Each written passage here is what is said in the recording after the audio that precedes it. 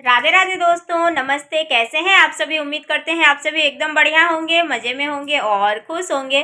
तो दोस्तों, आज बहुत दिनों के बाद फेस टू फेस आ रहे हैं और चलिए, आज संकष्टी चतुर्थी है। तो आप सभी को संकष्टी चतुर्थी के ऊपर एक बहुत अच्छी सी कहानी है, तो चलिए सुनाते हैं आप सभी को। और कहानी पसंद आए, वीडियो पसंद आती हो तो वीडियो को लाइक आप लोग कर दीजिएगा दोस्तों। तो चलिए, वीडियो में आगे बने रहिए। और आजकल ना ब्लॉग वीडियो बनाना छोड़ दिए हैं, नहीं बना रहे हैं। तो चलिए, कथा सुनाते हैं आप सभी को, कथा सुनिए। तो दोस्तों, संकष्टी चतुर्थी के दिन श्री गणेश की पूजा होती है, चौथ माता की पूजा की जाती है, चंद्रदेव की पूजा की जाती है। और आज के दिन ये भाद्रपद माह का संकष्टी चतुर्थी आज के दिन पड़ रहा है। तो चलिए, कथा को करते हैं शुरू। तो एक समय की बात है, पूर्वा काल में सभी राजाओं के राजा श्रेष्ठ नल हुआ करते थे और उनकी रूपवती उनकी पत्नी, उनका नाम था दयामंती। किसी श्रापवश राजा नल को अपना राजपाट को त्यागना पड़ा और अपनी पत्नी से भी बिछड़ने का वियोग उन्हें सहना पड़ा। और श्राप के कारण राजा नल के ऊपर विपत्तियों का पहाड़ अचानक से टूट पड़ा।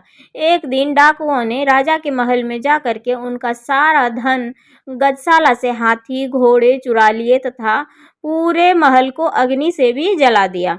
उसके बाद वहीं राजा नल भी अपने पूरे राजपाट में जुए में भी हार चुके थे। असहाय राजा नल अपनी पत्नी के संग वन में चल दिए और वन आने के बाद श्राप के प्रभाव से दोनों ही अलग हो गए। दोनों को बिछड़ने का वियोग सहना पड़ा। अब दोनों एक दूसरे के बिछड़ने के बाद वन में अकेले घूमने लगे।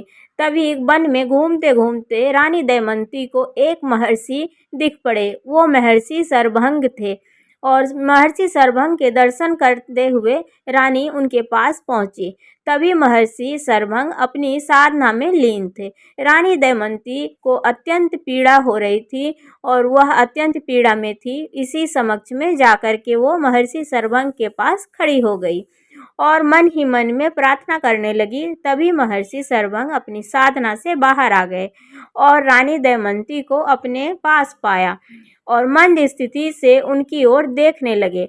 जैसे ही रानी ने महर्षि को देखा और वह उनके चरणों में गिरकर रोने लगी और प्रार्थना करने लगी कि हे प्रभु, आप तो सब कुछ जानते हो, अंतर्यामी हो, आपसे तो कुछ छुपा हुआ नहीं है। मैं अपने प्राण प्रिय अपने पति के वियोग में यहाँ वन में भटक रही हूँ। कब से मैं अपने पति को ढूंढ रही हूँ और कब उन्हें प्राप्त कर पाऊंगी। कृपा करके मुझे यह बताएं। हे मुनिश्रेष्ठ, हे महर्षि, आप मुझे कोई उपाय बताएं। तभी महर्षि सरभंग ने रानी दमयंती की इस हालत और उनकी पीड़ा को देखकर कहा, हे परम पतिव्रता, आप चिंता ना करें। आपको किसी श्रापवश के कारण इस कठिन परिस्थिति से गुजरना पड़ रहा है और अगर आप इस परिस्थिति से निकलना चाहती हैं तो आप संकष्टी चतुर्थी चौथ माता गणेश भगवान की पूजन करिए, उनकी व्रत करिए, तो आपको सभी कष्ट से मुक्ति मिल जाएगी। तभी रानी दमयंती ने महर्षि सरभंग से इस व्रत को करने के उपाय पूछे कि इस व्रत को कैसे करें और किस तरह से अपने व्रत को पूर्ण करें। तभी महर्षि सरभंग ने रानी दमयंती को व्रत के सारे उपाय बताए कि इस तरह से आप व्रत को रखें और तब जाकर के रानी दमयंती ने इस व्रत को किया। संकष्टी चतुर्थी का व्रत उन्होंने किया और व्रत करते करते उन्हें 7वें माह में ही उनको अपने पति और पुत्र प्राप्त हो गए और इस व्रत के प्रभाव से राजा नल ने भी जो भी राजपाट अपने पहले खोए हुए थे वो सारे भी उनको वापस से मिल गए।